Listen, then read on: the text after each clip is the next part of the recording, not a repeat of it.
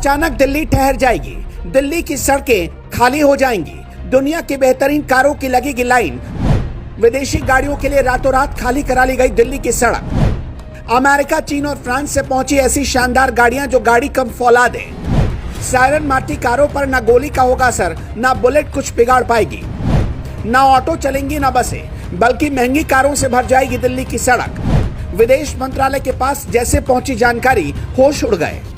दिल्ली की सड़क 4 दिनों के लिए पूरी तरह खाली हो जाएगी। ना तो दिल्ली सरकार की बसें चल पाएंगी, नहीं प्राइवेट गाड़ियां।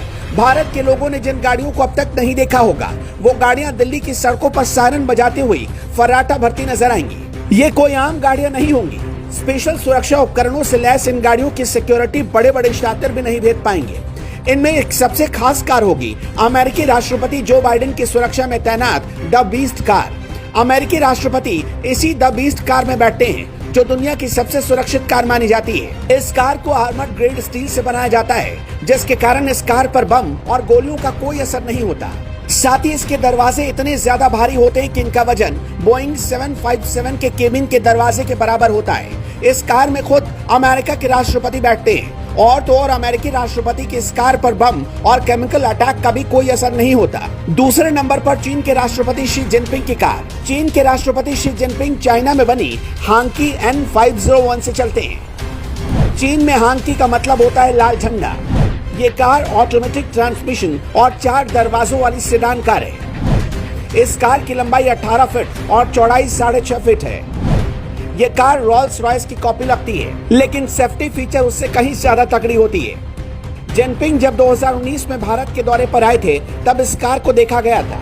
ये कार एक बार में 800 किलोमीटर तक दौड़ सकती है। इसके अलावा दुबई में रेनबो शेख के नाम से मशहूर शेख हमद बिन हमदान अल नाहयान की सुरक्षा करती है हमर कार। शेख की ये हमर H1X3 मॉडल है। ये दूसरे हमर से बिल्कुल अलग है। ये कार नहीं, हाहाकार है।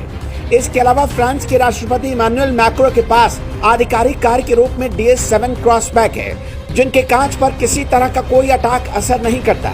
ये बेहद एडवांस कार है और सुरक्षित भी। सोचिए, जब एक साथ ये सारी कारें दिल्ली की सड़कों पर चलेंगी तो कैसा मंजर होगा। ये सारी कारें भारत इसलिए आ रही है क्योंकि भारत में G20 की बैठक होने जा रही है, जो 7 से 10 सितंबर तक चलेगी। पर इन कारों की वजह से दिल्ली पुलिस की मुश्किलें बढ़ गई हैं। अब आप सोच रहे होंगे कि ऐसा क्यों हुआ। दरअसल अमेरिका 80 गाड़ियां भारत लाना चाहता था, लेकिन कम से कम 60 कारों को लाने पर भारत ने उसे रजामंदी दे दी। चीन 46 गाड़ियों का काफिला लाना चाहता था, लेकिन अब खबर है कि जब भारत ने मंजूरी नहीं दी तो 25 से कम गाड़ियों को लाने के लिए वो तैयार नहीं हुआ। दिल्ली पुलिस हर राष्ट्र अध्यक्ष के काफिले में 12 से 15 गाड़ियां रखना चाहती है। इनके अलावा फ्रांस, तुर्की और UAE के राष्ट्राध्यक्षों के काफिले में इतनी ही 10 से 15 गाड़ियां रह सकती हैं। इसके अलावा अंतर्राष्ट्रीय संगठनों के काफिले में 3 से 5 गाड़ियां चलेंगी। असल में सरकार और पुलिस के आगे सबसे बड़ी चुनौती है इन गाड़ियों की पार्किंग। ऐसे में इतनी ज्यादा गाड़ियां लाने की इजाजत भारत नहीं दे रहा। सूत्रों के मुताबिक नेताओं के इतने बड़े काफिले से दिक्कत हो सकती है। ऐसे में दिल्ली पुलिस ने प्रस्ताव दिया है कि वाहनों के नंबर्स में कुछ कटौती की जाए। दिल्ली पुलिस ने ये जानकारी सीधे विदेश मंत्रालय को भेजी थी, जिसके बाद विदेश मंत्रालय की तरफ से ये जानकारी G20 समिट में आने वाले अतिथि देशों को दे दी गई है। लेकिन इसके बाद भी गाड़ियों की जरूरत पड़ेगी। इसलिए G20 की बैठक में महंगी कारों की जरूरत को पूरा करने के लिए प्राइवेट कंपनियों से संपर्क किया गया। कैब कंपनियां लगभग 450 कारें मुहैया कराएंगी। इन गाड़ियों में Innova Crysta, BMW 5 series, Audi, Mercedes E-क्लास और JLX जैसी लग्जरी मॉडल शामिल हैं।